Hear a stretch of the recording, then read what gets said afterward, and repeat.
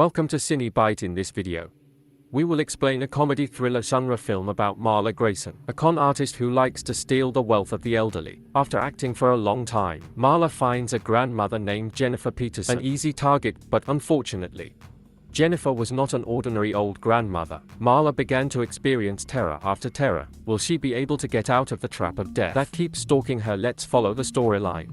I Care a Lot, a Netflix original film. The film I Care a Lot begins in a nursing home where the elderly live and are cared for by patient nurses. The place looked as pleasant as heaven, but the scene quickly shifts when a man named Feldstrom arrives and starts to force his way in to meet his mother. Instead of being well received, Feldstrom was expelled and not allowed to meet his own biological mother. A commotion ensued between Feldstrom and the nursing home until finally Feldstrom was repulsed and caught. Feldstrom couldn't take it anymore and told her that Marla Grayson had forced her mother to stay in a nursing home when she clearly refused. Apart from that, Marla also sold her house, car and all her mother's possessions with the excuse of paying for her stay in the nursing home. In fact, Feldstrom was forbidden to meet his own mother. Meanwhile, Marla's reputation was well known in court. She is even considered an angel who cares for the elderly. Marla also dodged that many elderly people were abandoned by their own children. They are often even left to starve to death. That's why she came and saved Feldstrom's mother. On the other hand, she said that the reason for selling his mother's house and all of the property was to pay for all of his mother's needs while in a nursing home. The painful thing is that the judge believes that everything Marla has done is right and still gives custody of Feldstrom's mother to Marla. Outside the court, Feldstrom was furious and threatened that one day Marla would definitely be killed, but Marla didn't care at all and immediately sped away with her lover, Fran, back in her office. Marla has many employees and it's clear she runs a profitable business. She has a list of all the elderly who have become victims. That's when Marla got a call from James, who is the head of the nursing home. James said that one of the elderly named Alan had just died, whereas Marla intended to drain the poor man's fortune for at least a few more years. Now Marla knew she had to find a replacement for Alan. Marla and Fran then go to the hospital to meet their friend Karen, a doctor by profession. Karen is the source that provides the elderly with information if they need care in a nursing home. At that time, Karen said that she had one very suitable target and would definitely benefit Marla.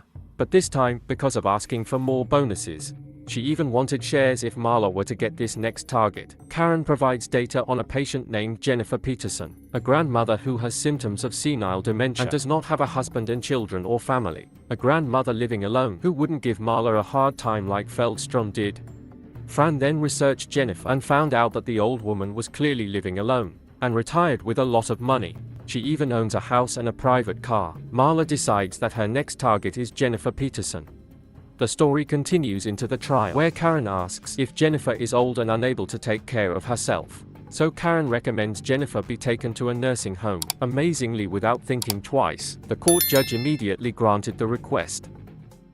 One morning, Jennifer was at home, enjoying a cup of tea, without her knowing that her life will not be the same again. Shortly, Marla came in and started explaining that the court had asked her to take care of Jennifer because she wouldn't be able to take care of herself, even though Jennifer is very sure if she is fine and can still take care of herself, because she was old and didn't understand everything Marla said. Jennifer finally agreed to go with her, a big wrong decision.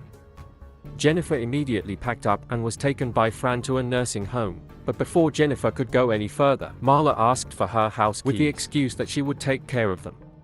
Jennifer arrived at the nursing home and was greeted by James. There the nurses greeted with smiles, as if welcoming a new lump of gold into their home. Arriving at the room, Marla assured that Jennifer would be fine and just enjoy her time in the nursing home. Marla asked for Jennifer's cell phone and she quickly took it. Now the poor old granny is caught up in Marla's dirty game. Marla and Fran act quickly and start robbing Jennifer's house. They immediately vacated her house, took her valuables and sold them.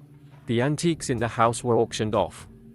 Meanwhile, back at the nursing home, Jennifer was completely dazed by what was going on. She is not allowed to leave the orphanage. Even she can't get her cell phone back. Even when she rebelled, the doctors would inject her with various drugs and silence her.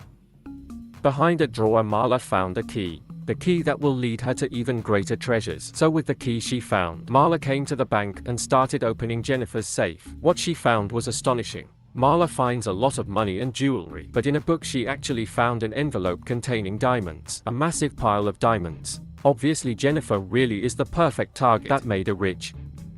Meanwhile, at Jennifer's house, which is being painted for resale, the yellow taxi approaches. A man named Alexei came and looked astonished by what had happened to the house, but when asked by Fran, Alexei immediately left.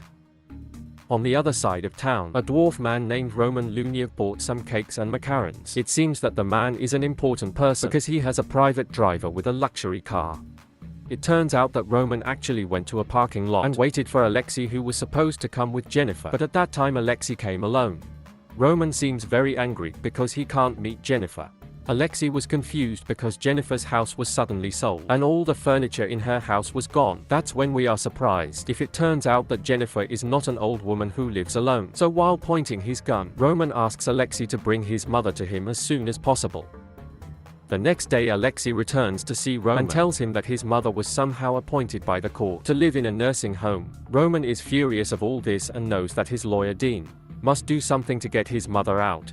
Dean, Roman's lawyer, then came to see Marla and asked Jennifer to be released. But it seems Marla is not easy to beat. She insisted that she would not let Jennifer go for any reason, even though Dean has repeatedly warned that Jennifer is not an ordinary person, and the person assigned him is powerful and can threaten Marla's life. Even when Dean offers so much cash that it fills a suitcase, Marla insists she will keep Jennifer.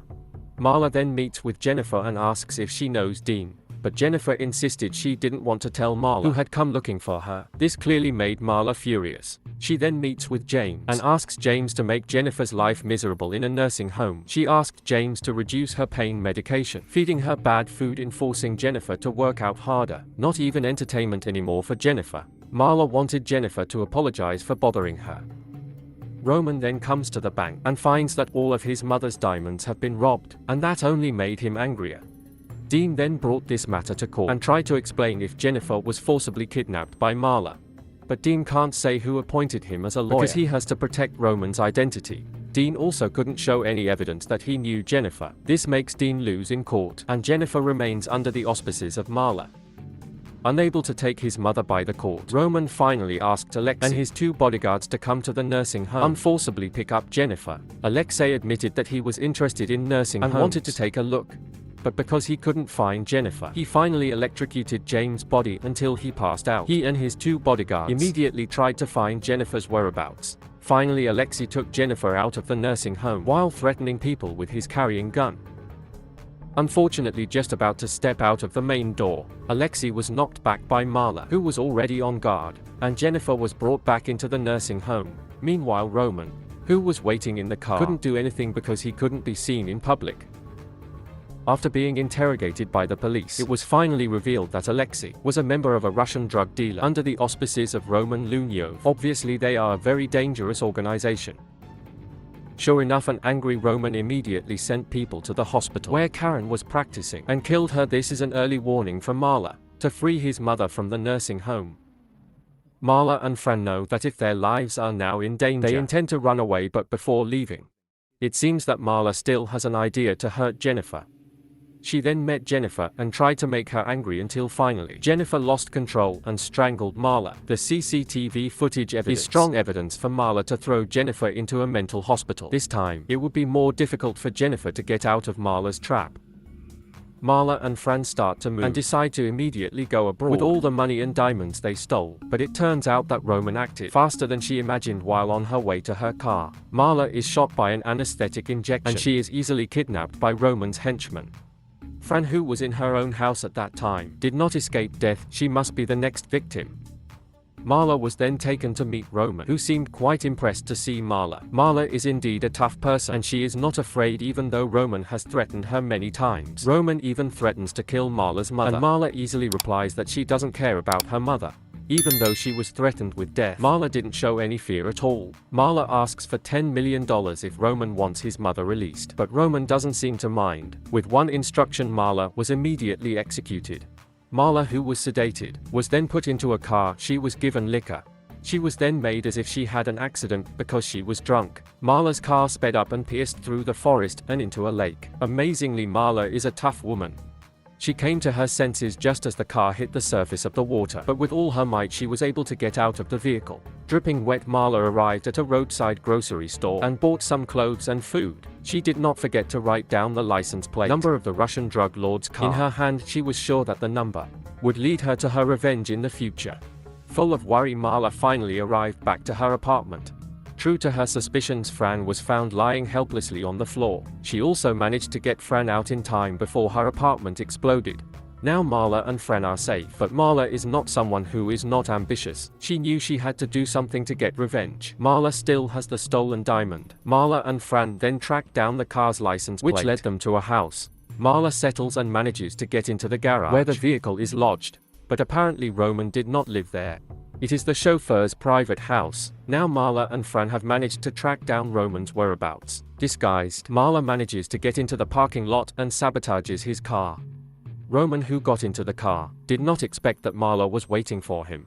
With one injection, Marla managed to kidnap Roman, who was now fast asleep. Marla and Fran took Roman into a deserted forest and silenced him. They also put many fluids into his body before stripping him.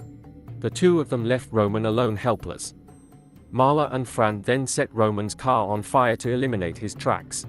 One morning, a man was jogging and found a body lying in the middle of the forest. An ambulance was called and Roman was taken. Roman begins to regain consciousness in a hospital, helpless. Meanwhile, Marla was waiting for him there.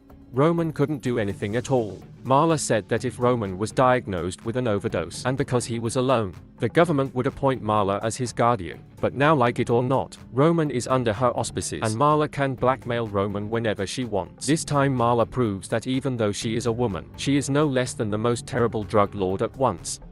Marla and Roman then talk one afternoon, and Marla still wants her original offer of $10 million to free Roman, her mother, and return the diamond. But now Roman saw something different in Marla. Instead, he offered to cooperate.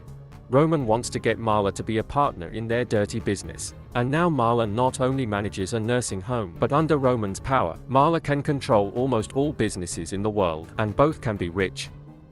Marla took Jennifer out of the mental hospital and shared the diamond. Marla later became the most successful woman in the world. Her business is rampant in various countries, and she often appears on TV to share her success stories. Now nothing can match the success of a Marla Grayson. But is that the end of this story? Unfortunately, not that easy.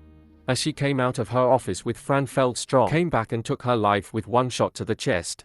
Just like Feldstrom had said before, if he swore one day Marla would be killed, now the super ambitious con woman has died in the midst of her glory. Subscribe for more storyline videos. Let's unpack it together.